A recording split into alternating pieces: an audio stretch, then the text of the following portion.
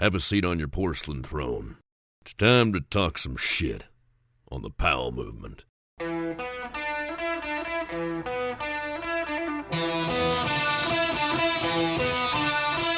Welcome to the Powell movement. I'm your host, Mike Powell, and this week, while I always seem to be complaining about the bad shit going on in my life, my wife Ange and I have started to be more positive about the hand we've been dealt. While the cards are still the same, last week we experienced a truly incredible, spirit-lifting moment that all happened for two reasons. One, because Ange made it happen, and two, because there are some amazing people in this world and you never know who they're going to be. This life-changing experience all happened because of a podcast. See, the day Ange was diagnosed with stage 4 cancer, she bought us tickets to her favorite podcast's live show. The This Is Important podcast is made up of the dudes from the Workaholics TV show, and if you haven't seen it, it's weird and it's funny and I highly recommend watching it. I don't listen to the podcast, but Ange bought me a ticket and I was along for the ride. So we arrived at McCall Hall, and there was a question box that Ange knew all about, where fans submit a question and they pull some of the best ones out of the box and read them to the 3,000 people in attendance. Ange wrote a letter, and it really stuck out because she's really creative. And holy shit, they closed the show by reading her letter. It started with the words, "The day I was diagnosed with stage 4 cancer, I bought tickets to this show." And then I was able to record the rest so you can hear what they had to say. She just found out she has stage 4 colon cancer, and then she said, "Y'all really gave me my flowers." Oh boy. Nope, don't do that to us. Which is hilarious. Thank you, Angela. You're very, very funny. And we want to say thank you for coming out. Yeah. We appreciate it. Thank you, Angela. And if you don't have VIP afterwards, come to the front of the stage. Our manager will take care of you. We'll give you t-shirts and all kinds of cool stuff. This was a holy shit moment that made Ange smile bigger than I've seen in a long time. And me, well, I was crying. But after the show, we headed down to the stage as we were instructed, and there were about 50 people who paid about $250 for a meet and greet with the gang. We passed on that. Ange was like, if this thing's gonna happen, meeting the guys, it's gonna happen organically, and we aren't paying for it. Actually, it wasn't just like that. She was like, hey, should we buy the meet and greet tickets? And I was like, hell no, we're not paying $250 to meet those people. So then she said, you're right, it's gonna happen organically. And it did. So we see the manager, and he's like, come with me. And we get escorted to the green room where all the guys were treating Ange like family, handing her beers, merch, and having real conversations with her. I was in the background taking pictures and tearing up the whole time, which was odd, but those dudes were so amazing and it didn't seem to faze them. They gave Ange a once-in-a-lifetime experience that we will both never forget. So Adam Devine, Anders Holm, Blake Anderson, and Kyle Newacek, thank you so much for your heartfelt kindness. You didn't have to do what you did. And also, I want to say thanks to all of you. While you don't need to, so many of you have reached out to me with positive vibes and nice messages and prayers, and all of that means so much. I mean, I've learned so much about life going through this with Ange, and one of the things I've realized is that you never really know who your real friends are until you go through something like this. And those real friends, they can be strangers. That said, this week on the podcast, I have one of those real friends as my guest. Cory Côté is an incredibly talented graphic designer and artist who may have a hard exterior, but inside he has a heart of gold. And before we talk about the amazing journey that Cory took through the music and action sports world to eventually starting his own business, Mystery Made, I want you to do a few things for me. First, tell a friend about the show. It really does help things grow. Second, please review the podcast wherever you listen. If I read your review at the end of the show, you're going to be getting a prize from one of my sponsors. And finally, please support the amazing brands that make the show happen. They are Elon Skis, Outdoor Research, Peter Glenn Ski and Sports, Stanley, and Best Day Brewing. Now it's time to talk with Cory Côté. So you are born and raised Canadian, but there was a time in your life growing up where you lived in Singapore, and they have very, very strict rules in Singapore. Did you ever get in trouble over there for anything? I did, yeah. I want to say I was 8 years old, 10 years old. But me and my friend, we lived sort of in this apartment complex in this penthouse in Singapore. It was a beautiful penthouse. But a friend of mine, they had newspaper clippings. And so at the end of the day, you'd put your newspaper clippings on the outside of your apartment door. And my friend and I decided that we would grab all the newspapers from every floor and go up to the top floor and chuck all the newspapers off the top and then run down and try and be smart and try and catch them all. Okay. Little do we know that it's basically littering in Singapore. Gum's illegal. A lot of things are illegal there. So we ended up getting chased by security, and God, I ended up hiding in like a drain ditch to avoid prosecution. But same deal. I went to Singapore American School, the same school where that kid got caned. The rattan cane? Yeah. Like 60 lashes to the back Yeah, or whatever? exactly. Same school, yeah. So that would have happened to you if they caught you? Or what did they Well, do? we did get caught, but we got mug shots at that age. It was pretty wild, but no like crazy prosecution. It was pretty nuts, but yeah. What were you doing in Singapore? So my stepdad at the time, he took us over there. He owned a granite business, so he was kind of supplying a lot of the big high rises back in the early 80s over there, granite and marble. So he was doing countertops and foyers for big buildings and businesses. So yeah, we lived pretty well over there, and great experience, but like really too young to really appreciate probably what I was looking at at the time. You then come back to Canada. What part of Canada did you grow up in? I was born in Calgary, Alberta, and we grew up in Richmond, which is kind of right outside of Anne, close to the airport. And so that's sort of where we grew up, and then obviously Singapore, and then back to the States. And then you mentioned your stepdad, and this is the part of the podcast that I really don't want to bring up, but I have to because it's part of your life. And we all grow up wanting to be in a loving family unit and have a great father figure to just lead us in the right direction. But it sounds like you didn't have that. You had an asshole who was a dick to you during your childhood. What does that look like? What's that like growing up? Yeah, I mean, I was sort of the, it's tough. Yeah. I wasn't his true son, sort of like a, what do you call it? Redheaded stepchild almost? Redhead stepchild. I don't know. I was just sort of, I wasn't his true son. So he had a son and daughter with my mom. I was sort of already in the picture. We just sort of had, I don't know. I just always pushed buttons. I was trying to be myself, do my thing. And there was some violence. There was some broken bones and a rough upbringing. I was always grounded. I was always in trouble. Yeah. And then I think that pushed me to always sort of kind of have a tougher exterior, tougher shell type thing, where I sort of just put my head down and had to do my own thing a little bit. It wasn't the best upbringing. Obviously, my mom was sticking it out for me and, my stepbrother and stepsister, obviously. But once that ended, that was kind of a clean break. I had a kind of a clean break early on where I sort of just did my own thing after that. Tried to kind of avoid confrontation at that point, Not good. Yeah, man. Well, I'm sorry to hear that. And it kind of makes sense. I mean, I knew you, I've known you for a while, but for the first 10 years that I knew you, you had that guarded exterior where I never really got to know you. I just always thought you were almost too cool for school, that you didn't want to talk to people. And I eventually got to know you well and realized that you're like a sweet, awesome dude. But that's the reason, is from your childhood of just like having to deal with that shit. And that's what makes you be like that to a lot of people. When you're not trying to be a dick to anybody, you're just kind of calm, cool, collected, and quiet. Yeah, I do think that you kind of build like you said, like an outer shell. And even when you're younger, and whether it's school, sports, design, how kind of my life sort of evolved. I guess when you're younger, it is ego, and you are trying to like protect that self. You want to shine, you want to be accepted by other people, which maybe I wasn't growing up. So you kind of always have that tougher edge. But, obviously, as you kind of grow older, you kind of get a little more wisdom. That shell kind of softens a little bit. It gets a little more mellow for sure. And eventually you change your last name from his last name to Côté, which I guess is your mom's last name. When you do that and you look at your license and you look at shit with your name on it, is it like just a breath of fresh air where you don't have to think about that anymore? When I changed my name, it was actually my real dad's name that I had forever. So I was Cory Little forever, who was a dad that I didn't have. So that was my stepdad, the one that I had all the issues with.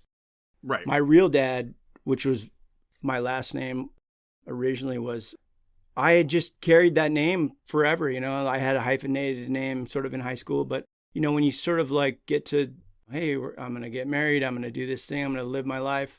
I didn't want to carry this name or this, I don't know, like the baggage? Yeah, it's just like somebody that I hadn't honestly had a relationship with or seen since I was like 3 years old. Yeah. And so it's like, am I carrying on the tradition of this human or this family tradition? I don't know. It just didn't make sense. And for me, like, it was cool to like empower my mom and, give her like, oh, you know what, I'm going to take your name, because she dealt with all that stuff. And her family was so like warm and loving when that did go down. It was cool when I did take it. But It was a lot of freaking paperwork, too. It was just like, whoa, dude. Oh, man, passports and green cards and everything else. So when most people on this podcast that have a rough or just not the easiest upbringing, they usually find skiing and snowboarding and that becomes their tribe. But I don't think that was the passion for you growing up. It was more Speedos and soccer. How far were you able to take those? Yeah, so I was a swimmer, diver, and then I played a lot of soccer. Soccer was sort of my outlet. I swam all through and dove all through high school. And then soccer was sort of my drug. I think at that point I was playing a lot and excelling, and I was traveling. I was on, the Olympic development teams. And damn. Yeah, and it was sweet. It was cool. But that was my thing. Like, I locked in and found something that I could be out of the house, away from my home situation. And I literally got off on like being the best and trying to score goals and be the best I could. And then, yeah, that led me to play soccer for a year. I went to university and played soccer in Ellensburg, Washington, Central Washington. And then just decided like, whoa, dude, Ellensburg's not the city for me. The rodeo is like... Rodeo wasn't my thing. I was more of a city kid, and, I liked to try and sneak out and go to shows or whatever it was. And, out there it would be like, hey, you want to go cow tipping or whatever. So it was weird. Soccer became, at that point when you're at a collegiate level, it's a full-time job. You need to put in, 3 days, hit the gym, and then, do your schoolwork. And being in a town that you weren't really in love with, having a coach that you weren't really in love with as well, it was an easy decision to kind of maybe take a step back and look at if that was what I wanted to do moving forward. So you end up staying in Seattle, you end up staying in Washington, you go to Cornish, which is a fine arts college, and there you study design, graphic design, and illustration. And when you think about your skills, are you an artist first? Are you a designer first? Or what are you first and foremost? Yeah, I think right out of the gates, I didn't know exactly what I wanted to do. I went in as an illustration major. I love to draw. I took a lot of art classes when I was at Central. I did that sort of in high school, drew logos and things like that. I was always sort of in a sketchbook, kind of tinkering around.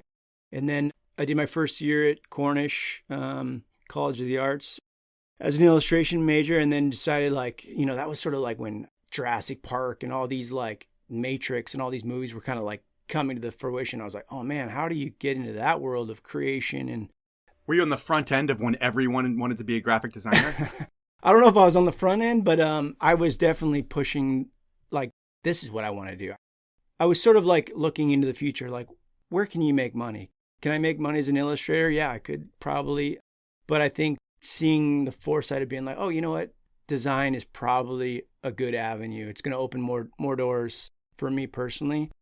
And I sort of like had that inkling like, oh man, I always wanted to do snowboard graphics, or I always wanted to do record covers, and that was like CD jackets and stuff. Yep. So that was still sort of like a big thing for me. So that was sort of where I just sort of like flipped the script and was like, I'm going to do design. And that was probably a year after that. I like switched majors and went to design for sure. And so I've noticed that designers that are artists, they can be a challenge to work with sometimes. Like the artists that I've worked with in my life have always delivered stuff to me very late when I work with a true artist. But I work with a designer, it's like they're cranking shit out left and right. And in your kind of experience, what's the difference between an artist and a designer, and why does it seem like the artists always take longer to get shit done? Yeah, I mean, it's funny, like now doing what I do, I feel like I do both. It's like there's projects that I get hired these days that I am the artist, and there's projects that I am the designer, and sometimes it's a little bit of both or a mixture. But I think at the end of the day, I mean, honestly, I don't even know how to answer that.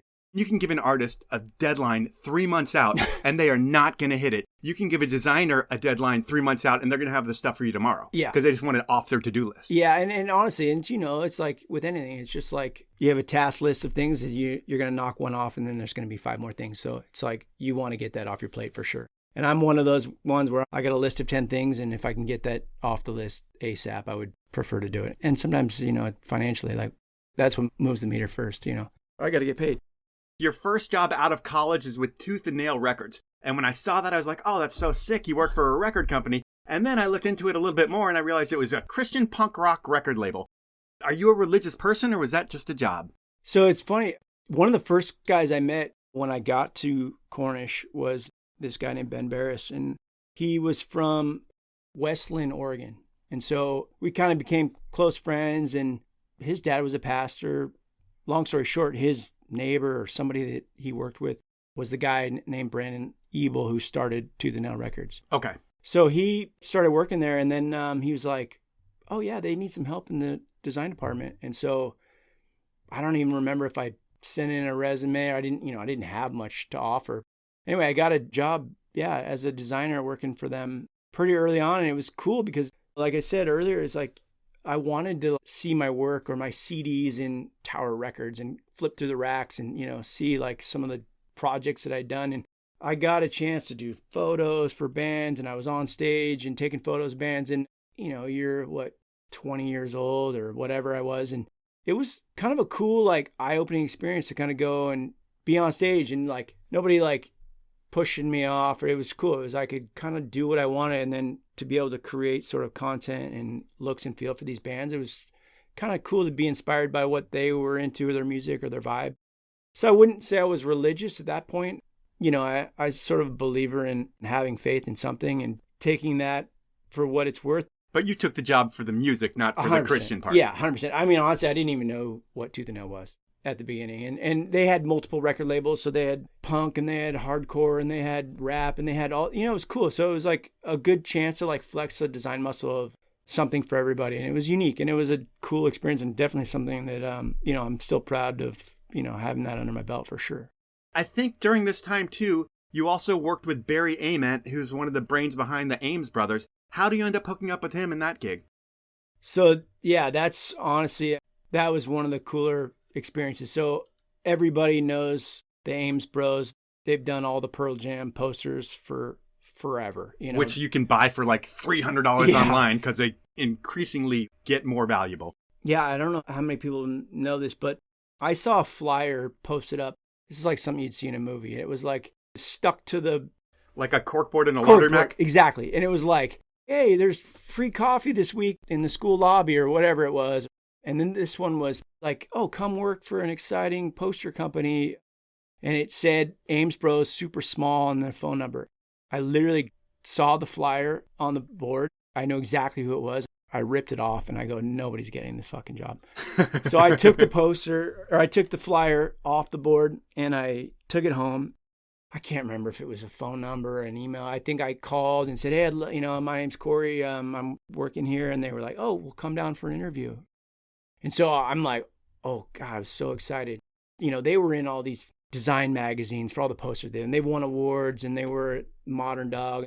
These guys were like established and huge already. Yeah, and working with the best of the best, and like big brands, but very like creative and illustration based, which was sort of my like sweet spot back in the day. So I was so excited.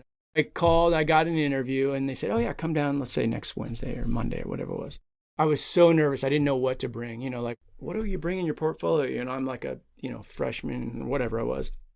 And I went in and I gathered up CDs that I'd done and posters that I'd done. And I had like this black, huge zip up portfolio carry-on case. I think I even brought like pots that I threw on the pottery wheel. I mean, I brought everything I could. I mean, I was just trying to showcase my talent, whatever I could. And so I showed up, I was wearing a button-up polo shirt. I might have had my shirt tucked in. I was so nervous and excited. And so I rolled down there, be there at noon or be there at 1. And I was there at 12:30. I was there like a half hour early. Yeah. So I'm sitting there and it was sort of like on 5th Avenue somewhere. And I sat and I got there and there's no one there. Lights are all out. And so they have a little couch out front. And I'm sitting there with my big-ass black portfolio bag, weighs 35 pounds from all the pottery and shit in it. And then I'm like, these 3 guys come up the stairs and they're like looking around, looking at the walls. And at the time they had all their posters covering the walls. So it was like this just beautiful kind of like vivid color of all these Pearl Jam posters and Fish posters and things that they'd done. And I was like, oh, are you guys here for the interview?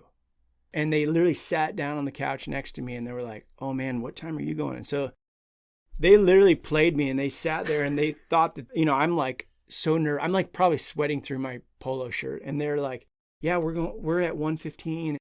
Because I didn't know what they look like. You know? You don't see it in the magazines. They don't, have pictures of the guys. And then I can't remember, one of them got up and started like messing with the door, kind of jingling the door. And then next thing you know, they cracked the door open. They're like, dude, should we go in? And I'm like, no, you shouldn't. I'm like, I don't know. I'm just sitting there like super stoic. And then they all walk in and like start looking through everything. And then I kind of got the feeling like, oh, these guys just fucking played me. These are the Ames Bros. Yep. And so I went in, I was super like confident and just be like, oh, I think you guys pulled one on me. And, we laughed and I got the gig. And then I was basically paid in posters and yeah, I walked the dog. But those guys were like the best. I mean, Barry alone was like some guy that I still look up to and kind of took me under his wing a little bit. If I had questions, he'd show me how to do something. It was really cool. And honestly, he's a West Seattle guy too, which is even cooler. And you still see him and have a relationship with him? Yeah. And ironically, 2 years ago, the Ames Bros hired me to do a Seahawk poster for the Seattle Seahawks, which was really cool. Full circle moment for me to like have those guys hire me to do a project, which is really cool. And that's getting on the stage with the biggest poster guys in the world. I would think that would be like a designer working with, or having Draplin hire you to do design for him. Yeah. Is like the poster world equivalent. It was pretty cool. I definitely was like, again, nervous, but I was really proud of it. For me, the full circle moment was like, yeah, it felt good. I mean, I still haven't to this day done a Pearl Jam poster. Just throwing that out there. But that was sort of like one of those things while I was there, I always wanted to do. And then that guy and Kobe and those guys, what they've created over there is pretty magical. And then just to work with them was really cool. It's time for my first sponsor break, and I'm going to start things off with Elon Skis. I know everyone has seen more and more Elon skis on the mountain, as their award-winning ripstick models have a lot of people talking about the brand, and more importantly, skiing better and having more fun. Now everyone can enjoy the superior materials and craftsmanship that Elon delivers, and that's no exaggeration for this ad. Elon skis are made by skiers in the Slovenian Alps, in a factory so technologically advanced that I don't have enough time to describe it all. And the materials themselves? Well, Elon makes yachts, which means they only use the best of the best materials. So now everyone can have the best of the best. Because while everyone skiing has been moving forward with ripstick models over the past few years, those who've wanted to land switch now have a couple insanely light and lively twin tip options for the Park and the POW, with the soon-to-be award-winning Playmaker 91 and 101 models. To find out about all things Elon, especially those new Playmaker 91 and 101 models, head on over to elonskis.com. Next up is Seattle's own Outdoor Research. They've been supporting the podcast for almost 5 seasons, but you know what? I've been wearing their gear long before they bought ads because they make hands down the warmest, most waterproof gear I've ever purchased. There's something to be said for going out into the elements knowing you're going to be drier and warmer than everyone else, because you're rocking gear made with the best materials that were tested in the brutal elements of the Pacific Northwest. I mean, for decades, OR has been the one-stop shop for mountaineers climbing 7,000-meter peaks, because those life or death situations should always be outfitted with the best gear. But that's only a small part of what they do. Over the past few seasons, OR designers have been working with OR ambassadors like backcountry skier Mark Abma, world champion Troy Podmilsack, X Games gold medalist Zoe Atkin, and snowboarder Neil Provo to create baggier fits and styles that turn heads and have people saying, wow, that's an Outdoor Research jacket? This season, I'll be rocking the freeride fit of the Snow Crew A Norak, and on the colder days, you'll find me on the lightly insulated Tungsten 2. You deserve the best too, and I'm going to get you 25% off your OR gear. To get the deal, head on over to outdoorresearch.com, go shopping, and when you check out, enter the code TPM25. That's all caps and all one word. And note, this deal is only for non-sale items and OR Pro styles are excluded.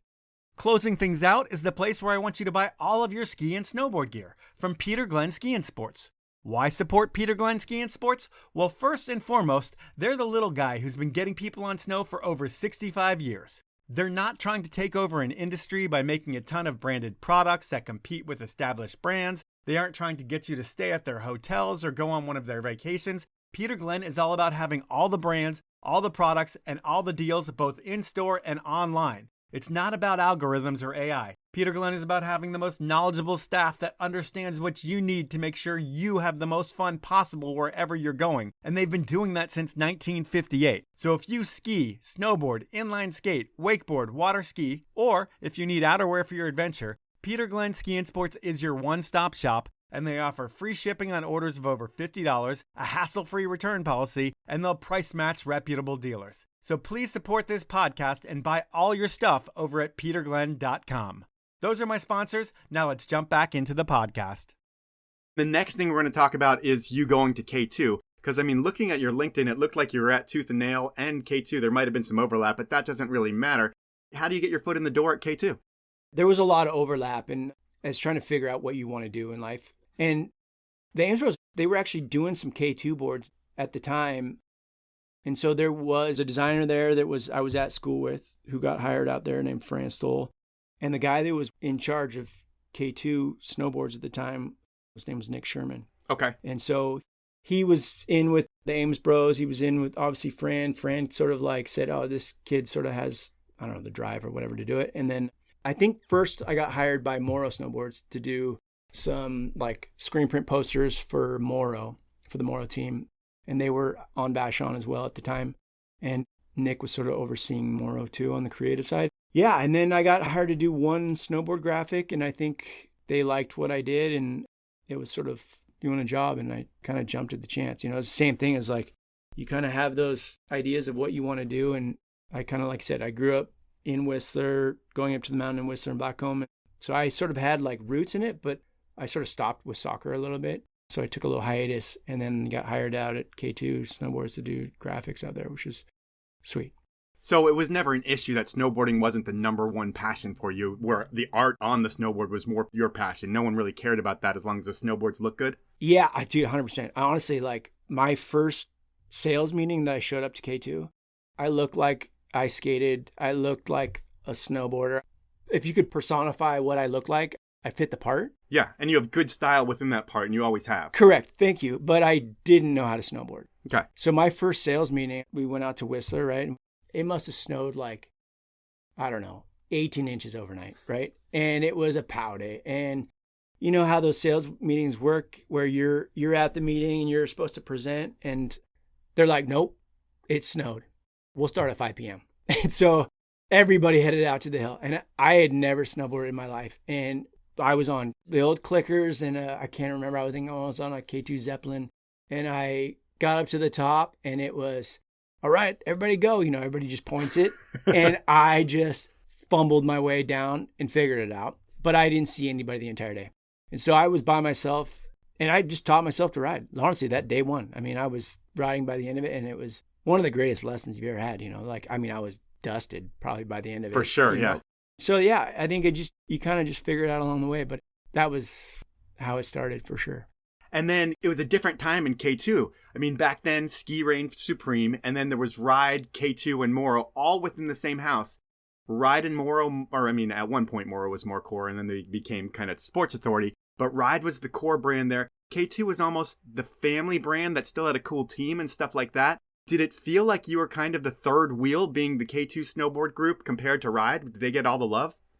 It's funny, like going back to like, you know, putting up that shell, like I was pretty bent on making sure that I could get K2, making it better, cooler than it was, you know. And I will agree, yeah.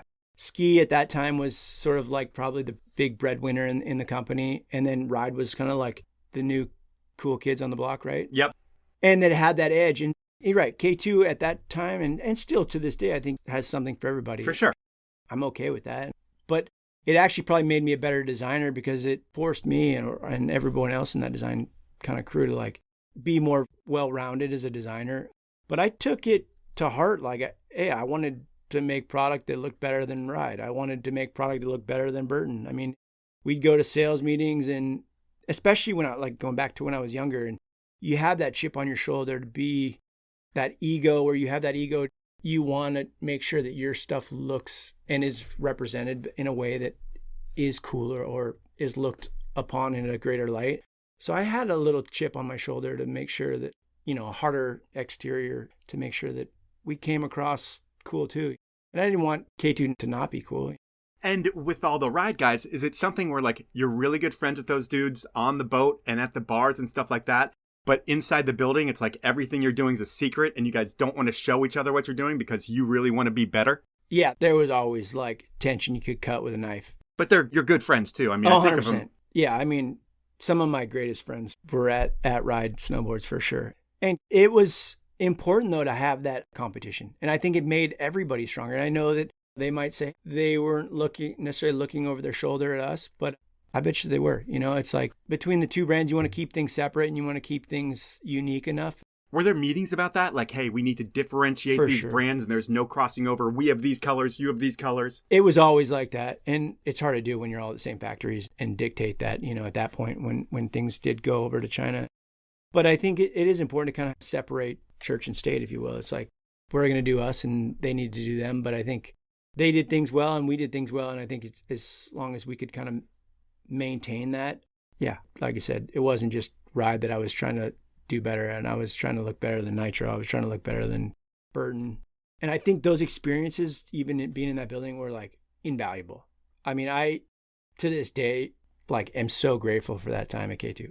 They let you do more stuff than you would be able to do anywhere. And it was kind of just like, go run with it and do your own thing and learn this stuff on your own. Yeah. And like, you probably did the job of 10 people, but at the same time, you learned so much that now you can do anything because of all of that time. It's true. And later on, like, those experiences that I got to have being at the factory, not just being a snowboard designer, a graphic designer, I was a product designer, choosing materials, doing color development. Like, I mean, we were just doing everything, marketing, advertising. We were doing the website. When a lot of these other companies, they have specific people doing each one of those things. And it just, the knowledge that we kind of like soaked in there was like, oh man, you couldn't ask for a better experience. I mean, the pay sucked. Right. But it's just like, wait, how much are you making? Okay. But the experiences and the opportunities that we got were like, oh man. And like you said, some of the best friends and people that we still talk about today, like we have those people, like it's been amazing. Yeah.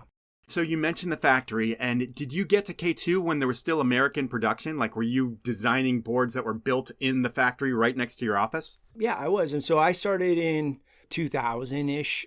I think they were still doing boards on Vashon at the time. Yeah, I think when you were there, I think it moved in like 2001 or 2002. Yeah, and so that was part of that thing, like that was a big kind of hiccup and move, but it was cool. And even when they moved to Soto, they were still making product, or at least prototyping stuff. And so... But you were there for full on, we're going to make 3,000 boards here, and you're able to go out there and look and be like, on the first sample of it, like the art is right. You don't have to get on a plane and go to China to say that. Yeah, 100%. And yeah, I mean, it was cool. And I think having that opportunity to be able to like make those quick decisions and calls, it's pretty cool to say that. And it's pretty cool to say it was made in the US, which is pretty rad. It was, but that would mean that you were probably also there when all those dudes got laid off. What kind of day was that when all those factory workers, which were different than all the office people, those were like blue collar workers building snowboards, and they'd been there for 25 years, and it was one of those things, and then they all got cut off. And what was that like? I think with anything, you become friends with a lot of these people, and I think you're right. Some of these people were there for 25 years. Yeah. If not more. Like they were, I think, the heart and soul of some of those things that came out at the time. I mean, honestly, it's like these people were putting in the blood, sweat, and tears and making sure it was going to work, or make sure that, they're figuring out all the kinks and things that are going to happen, It's always a hard day, and then you'd see them at the grocery store, like, what are they doing? And at that time, K2 on Vashon Island, that was the biggest, from what I remember, it was like the biggest company on the island. They had Seattle's best coffee until Starbucks bought them. True, which was, right down, which was like... kitty corner from us. And you could smell coffee all day long. Which was pretty cool. And I definitely frequented probably every day at 3 o'clock. But it was tough. And, like you said, you'd see people at Thriftway or the grocery store when you're like trying to get some lunch or a burrito or something. You're like, hey, Sally or John or whoever. Yeah. And then they're bagging groceries or whatever. It's tough. Yeah. I mean, anytime you lose somebody, it's tough, right? Yeah, for sure. And then that means that you're going to have to start going overseas to build boards over there because you need to be on site to make sure things are happening right. What are the big early challenges that you faced when you're working with China in like those first few years? The China experience, I think it was actually super, super positive. I think there was a lot of worry that you would have quality control issues and whatnot. But what we had, I think, at K2 was, I think our factory was, when we went over there, I mean, it was clean. It was dialed. Quality control was like pretty pro. And I don't think there was a drop off. If not, it might have been a step up, to be honest. I think the quality and the dedication that some of those people had to the products that they were making, it was awesome. For us, it was cool because it was new experience, go explore, travel, see what opportunities we could do. And we could try things too, like I felt like it was a positive for sure for the brand. And what's the experience for you? You fly over there, you take all these trains and you get to Guangzhou or wherever you go, and they put you in like a dormitory in the factory and they're like, you have to stay here, or are you able to go out and check out the bars and nightlife? What's that like? Well, it's exactly like that. You're sleeping under a bug net, trying not to get eaten alive at night. But yeah, it is a dorm style setting. It's, hey, we're going to have breakfast or lunch at this time. You're at the factory early morning, late nights. And then, like we're a bunch of 20-somethings and you want to go out and you don't want to sit there on your computer or work. You want to go out and, hit the nightlife, and drinks are cheap and you're at some hodunk alley, bar that everything's wide open. It's like, yeah, I wouldn't say it was kind of the Wild West for sure, but we had some, late nights and probably a lot of hungover mornings for sure.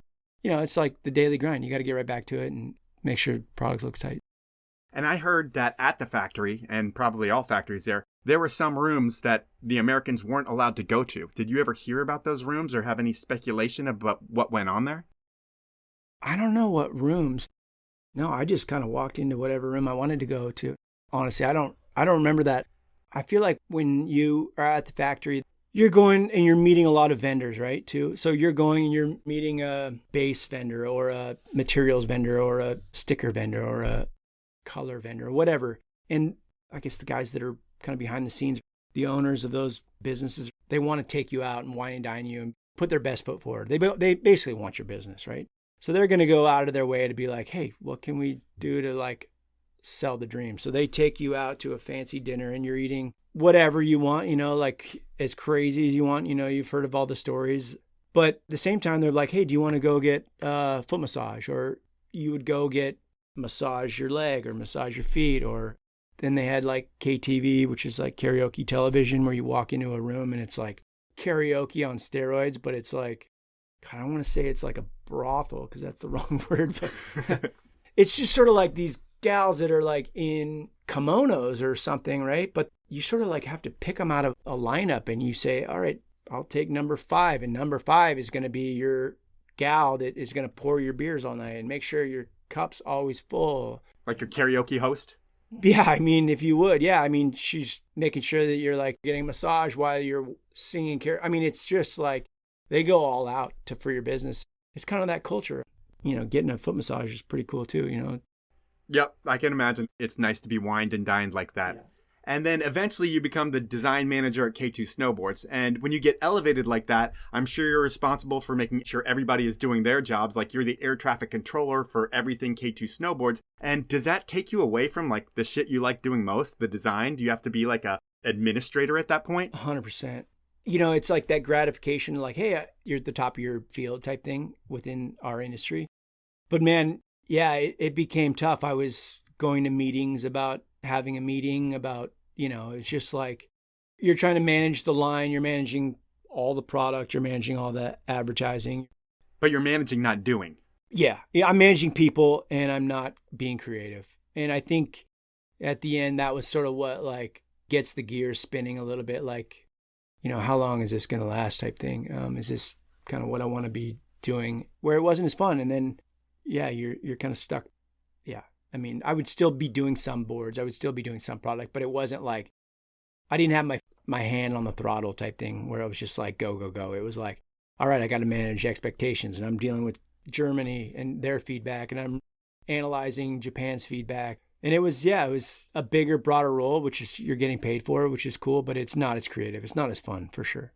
And you say you're getting paid for, but we've established that the pay wasn't that great back then. But the really cool thing about K2 was that you had budgets to manage and there was money in the budget. Like for whatever little you got paid, you could see big line items in the budget and you had budgets to hire graphic designers and hire artists and do whatever. I think the biggest of which would have been Shepard Fairey, maybe before everybody knew exactly who he was. But how did that come together, you getting Shepard Fairey? I mean, we had Shepard, we had Don Pendleton, we had, just the network is so vast, right? It was actually Shepard Fairey, and I think that was like early on. That was maybe 2001, I think. That was pretty early on. We had him do a Dark Star, I believe it was. And that was actually a grad where we had reached out to his platform. I can't remember the name of his company right now. Well, we reached out and they were in. And then, initially they're like, most artists are like, well, how many are you going to run? Or can we get a portion of sales or whatever? And, at that point, we're still small. We're not making a ton of boards at that time, I think, on per se what model. But we ended up throwing it on like one of our lower end models, which was, I think it was on the Dark Star, if I can remember, which was like a mid price point board. And it crushed it. But it was cool because like I think we did a stencil on the top sheet, which was sort of a reference to like what he was doing with his art. And then, yeah, I think it's like you just be real and you kind of reach out to the artist and, make sure they're into it. I think, I don't know how to explain it per se, but with any artist, you want to just reach out and be yourself and show them the love and respect that they deserve because, they're so talented. It's time for my final sponsor break, and I'm going to start things out with Best Day Brewing. And with snow season right around the corner, skiers, snowboarders, weekend warriors, tubers, sledders, snowbikers, snowmobilers, you get it. The doers of winter are starting to get ready to shred. And post-shred, it's all about après. And this year, let's do après right. Forget about the calories, forget about the alcohol, forget about getting in trouble on the way home. Because with a beer from Best Day Brewing, you'll get all the flavor of your favorite beer, whether it be a West Coast IPA, a hazy IPA, a Kolsch, or my new favorite, the Electro Lime Circa de Cerveza, and you won't have to worry about anything but having your best day ever. Blind taste tests prove that you won't be able to taste the difference. The only difference you will notice is how good you feel in the morning. And you'll remember what you did last night, which is almost as refreshing as a best day. So next time you're at the store, pick up a 6-pack of Best Day, or you can always buy some on Amazon or at bestdaybrewing.com. Next up is Stanley, the Seattle brand that has been hydrating adventures and caffeinating life for so many people since 1913. And these days, while Stanley still makes that iconic green bottle that changed the way we drink 90 years ago, these days, Stanley does so much more than that. For us skiers and snowboarders, Stanley has all the hot and cold food storage you're going to need to keep it organized and make it easy to feed your crew at lunch, whether you're in the day lodge or the parking lot. And since you listen to this podcast and Stanley has supported it forever, they're going to give you the best deal they offer to anyone. So to get the deal, which is 30% off, head on over to stanley1913.com, go shopping, and when you check out, enter the code winteriscoming. That's all lowercase, all one word, and you'll get that deal when you check out. Those are my sponsors. Now let's jump back into the podcast. Another thing that you're managing or that you help put together is the original Penguin collaboration. And how does that happen? Is it something where you're kind of into the brand and you're like, shit, I should call these guys up and see if they want to do something? And boom, it happens. And when it does happen, is it more of a marketing piece or is you actually driving a ton of sales with it? Collabs are always fun. Honestly, I can't remember if actually it was me that reached out or if Robert Markovich was like, we want Penguin? Yeah, I can't remember. Honestly, it was one of those things where I'd mocked some stuff up, early comps, and initially, yeah, we reached out, and I think it was sort of like, hey, let's go out and meet those guys out in New York. We went out and met them and met with their design group. They were super cool. And then we sort of developed like, all right, what's the platform? What's the program we can build? Like, what can we do to this? We brought in athletes. We had a big party in New York City and kind of did it right. So for me, like with all these collaborations, it's like you want to build off this creativity and be able to pull from their creative and your creative and come up with something more unique. But I think to drive sales, I think I know what looks good, what will work, hopefully. And then it's convincing like them, like this will look good, or like, let's go minimal, like you said, Penguin back in the day, you'd be like, oh, polo shirts. And how does that translate into a snowboard, into a hard goods product or a boot or binding? It's a little bit of a dance, or give and take.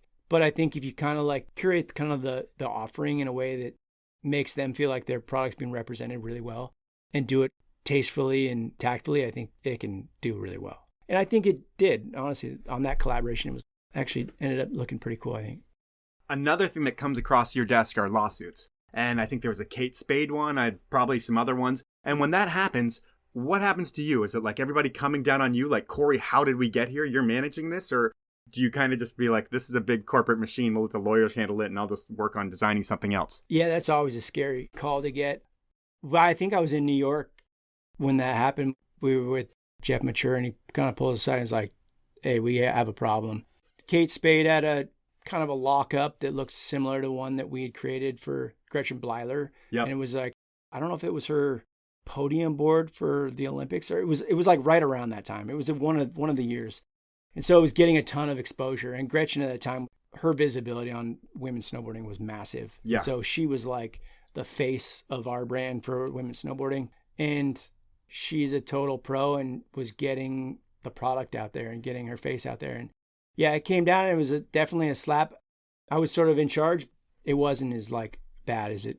I mean, I think Jeff probably took the brunt of that for me. I guess he manages you at the end of the day. And yeah. It always, yeah. And I was grateful. I was grateful for sure. And when you think about your K2 experience as a whole, what's the high mark for you? Like, what was the best product or just the best experience you had in K2? Yeah, K2, man. Like I said earlier, I think it made me a well-rounded designer. I loved the opportunity to travel. I mean, we got to snowboard the world, to be honest. But it was going to Japan multiple times and working with people in-house and going out and having those meals and creating those bonds, you know.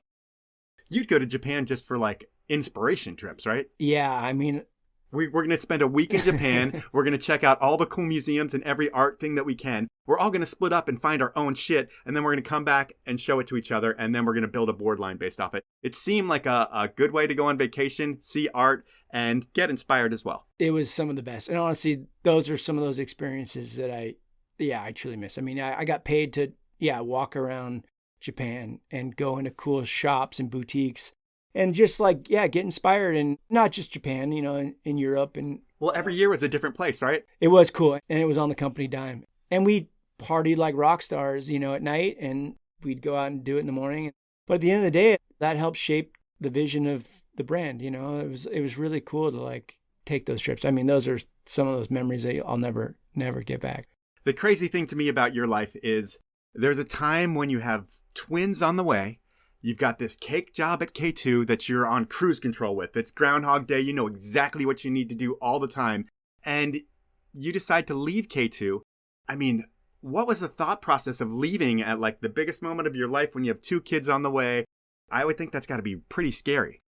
Yeah, I mean, like you said, work became cyclical and it became kind of a never-ending math equation. It was rinse and repeat every year. And so I kind of was like, man, I never wanted to look back on work or life and go, man, I wish I would have tried something. And for me, that moment was like I was sitting around with Brandon, who I eventually started Mystery Made with, but I just knew that I needed to try it and like step out of my comfort zone and make that commitment and be like, you know what, I can do this on my own, whether it's working with K2, which I had kind of hoped like maybe they would hire me. But I sort of made that decision like, you know what, I'm going to start my own company. And so eventually you and Brandon Ramirez of Ride Snowboard fame and a revolving cast of characters from K2, I feel like, come through that office. But you guys create Mystery Made. Was it a total leap of faith for you guys, or did you have some clients that like gave you a little security? I mean, we had some clients initially. I think right out of the gates, we sort of like transitioned, you know, I think it was the end of 2011, December-ish. We were like, all right, we're doing this. I had just quit or whatever. And then we started Mystery Made. Brandon had left Ride maybe a little bit earlier, maybe 6 months earlier, and was kind of finding some freelance work. And then we were good friends, obviously, throughout the years. And we were like, hey, we should do this. So I had reached out to, you know, like that industry, the snow industry and the outdoor industry, it's small. Yeah. And the people that we meet, and as long as you're not a dick, and as long as you treat people with respect, in those relationships, you want to embrace them. Because, I mean, honestly, they could be friends for life. And if not, clients. And so I reached out to a couple people. I reached out to Danielle Hamilton, who was at K2 for a long time. She went to Burton. I think she was still at Burton at the time. And I said, hey, are you guys looking for work? Blah, blah, blah. She had said, hey, no, you should reach out to Mike Chief at DC. I think they might need some help or something. So that was like January. We were going into SIA. So we literally rolled into SIA with a couple meetings in line and ended up getting DC right out of the gate. So we had some clients already that, you know, Brandon sort of already procured. So that's February or whatever. We came out of there with like clients that we'd had for years. So yeah, I think Hyperlight's a big client of yours. And then you have DC. And DC keeps you in the whole snow realm, right? Yeah. Like once you start working for them, it's like you're constantly in that world. You don't have to worry about finding new contacts because you're already in there meeting everybody all the time. Yeah, it was cool. So we went to that first meeting. We thought we were going to meet Mike. We ended up meeting Dave Appel, who was in charge of basically product. He was doing boards. And we sort of pitched him like, hey, man, this is what we do. We didn't have anything. We showed up we handed out T-shirts that had Hall & Oates. It was a Hall & Oates cover that we'd printed. Brandon sort of looks, Brandon is actually Mexican. So it ended up looking like, a white dude and a Mexican guy on the cover. But it became a thing. We ended up walking out of there with getting hired, doing DC right after that. It definitely kept us in snow right out of the gates. Yeah, we started doing boots for them initially, which was really cool. Super fun.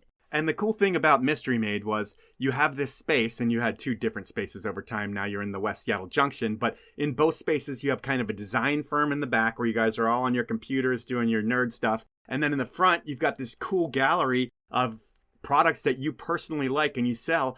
And is it kind of like you use the retail aspect of Mystery Made to pay the rents that are ridiculous here in West Seattle? And then your design stuff is all the profit that you guys make? It's definitely a double-edged sword. The design obviously pays the bills, right? A lot of our clients these days are all kind of on, not necessarily all on retainer, but a lot of retainer business, which is awesome. Yeah, you don't have to sweat. Yeah, and we're not chasing the invoices all the time, which is awesome. And it's cool that those companies appreciate what we do.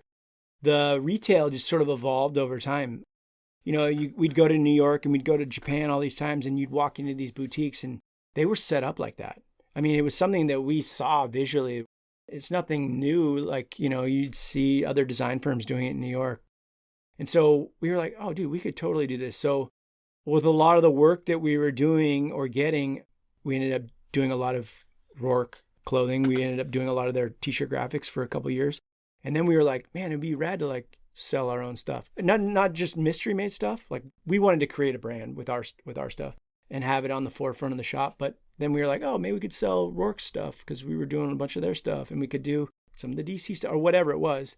And it sort of evolved over time. So all the brands that we now carry are all brands that we have those relationships with, or through design or through work or through friendships, through snowboarding. So it's all like people that come into our space, the retail space now, are like, we can talk about the brand or the people behind the brands to be like, this is the people, this is where they're from, and this is what they're all about, because we have those relationships on the design side. It's really cool. When you think about your life as a designer running this business of Mystery Made, because eventually Brandon leaves, and we could talk about that, but Brandon leaves, does his own thing, he needs to get out of the city. But how is Cory the businessman? Because that's a totally different thing than Cory the designer or Cory the air traffic controller of managing designers. How do you do with that stuff? Because it's a different game, I would think. Honestly, it's the heavy lifting. And I wouldn't say I'm a pro. I think I'm evolving over time. I'm figuring out not only the marketing and the social, but the business side is like, you're the janitor, you're the custodian, you're the everything. And it's difficult to kind of manage, and I don't know, you kind of put your foot in front of the other and just go. Yeah, I don't know a better way to put it.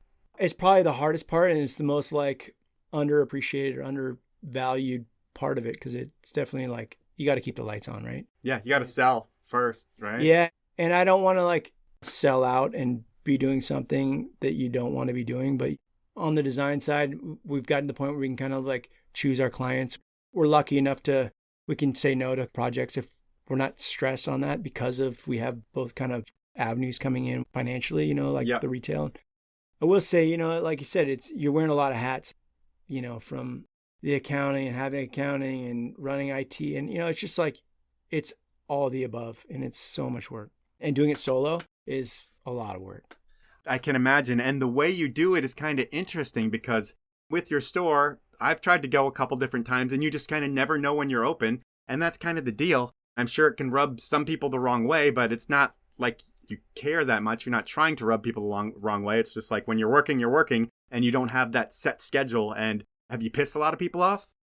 Yeah, I think there's people that call us out on it. I think for us, it's more important to have, family life balance. For sure. And so Mondays and Tuesdays, we're closed, period.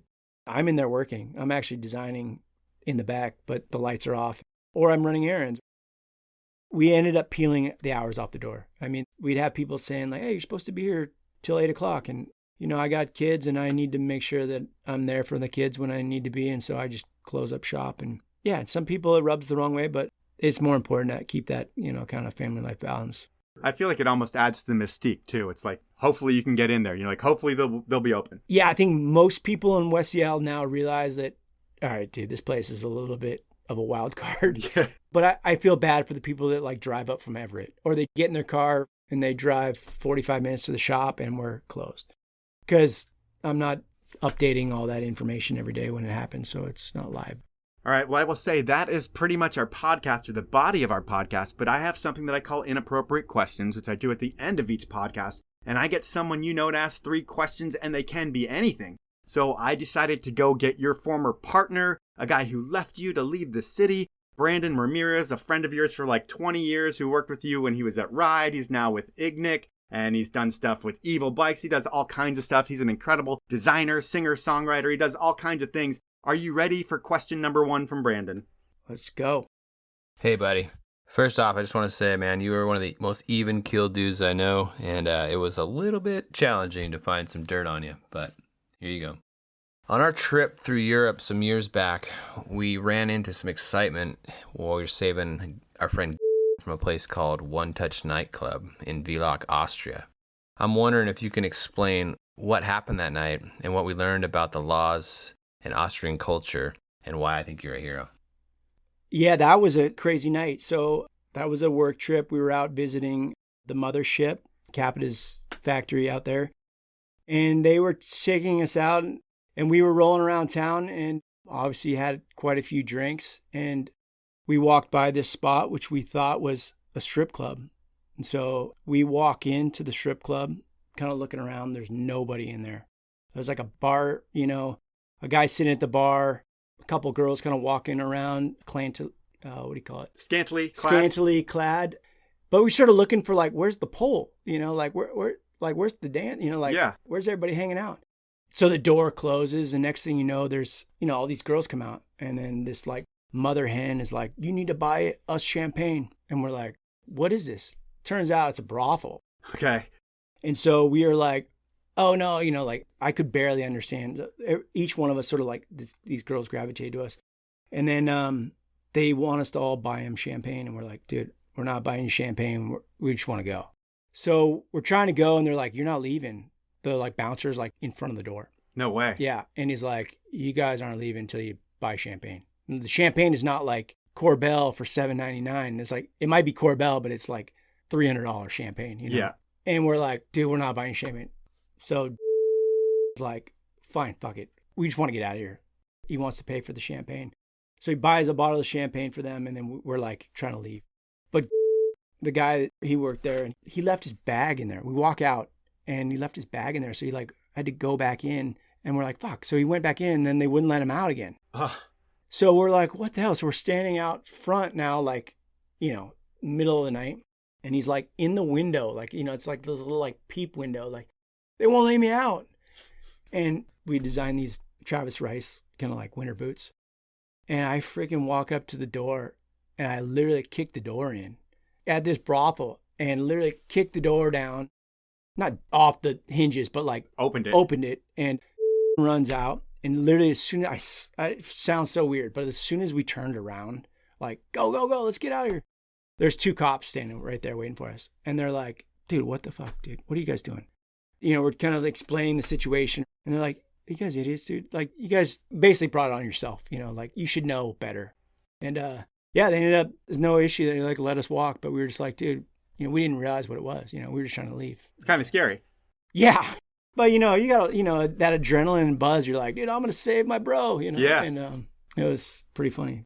That was the experience in Vindalach, I think, Austria. Good question for number 1. Let's go to question number 2. So, Cory, your birthday always seems to land on the time when we're in either Vegas or Denver at the SIAOR Outdoor Retail Show.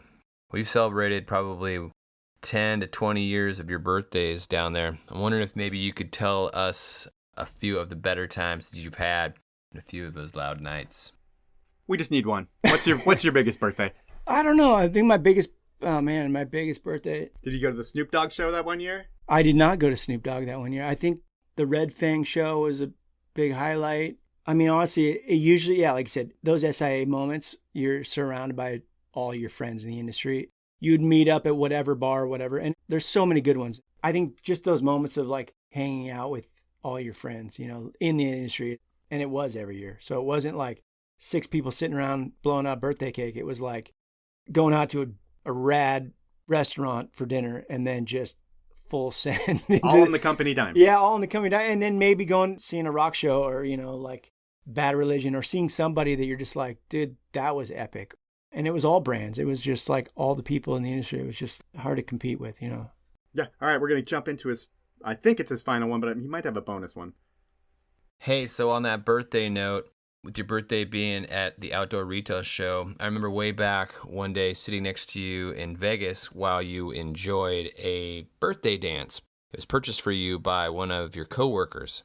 This was such an amazing sight because the coworker that purchased it for you was a very, very close friend.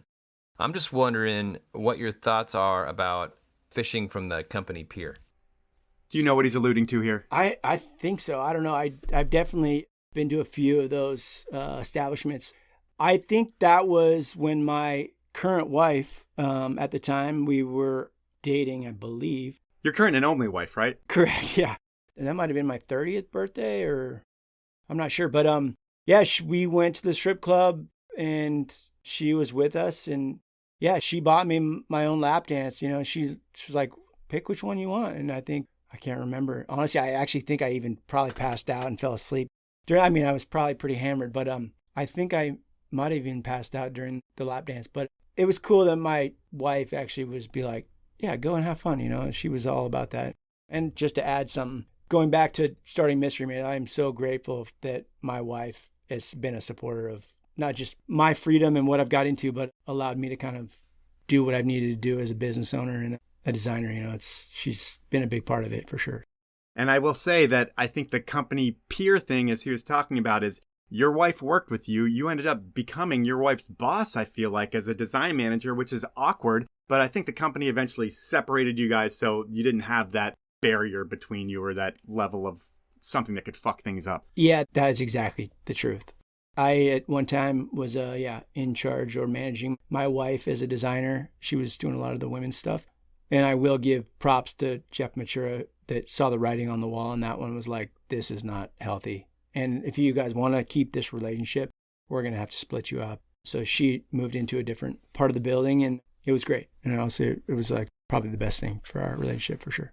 All right, so that's Inappropriate Questions, and that's our podcast. And in looking at your life and times, it sucks when kids don't have a positive male role model growing up, and it can mess you up for life. But looking at you, it's like you're a super dad today, and most likely you're going to make sure that your kids go through nothing like you went through in life. They're going to have the best childhood because you're always going to be present, you're always going to be supportive, and I feel like that's so cool. And while growing up might have sucked for you a little bit, I also feel like that's what kind of created the chip on your shoulder, but also the drive and the determination to prove everybody that you are badass at what you do, and that's kind of what made you so awesome.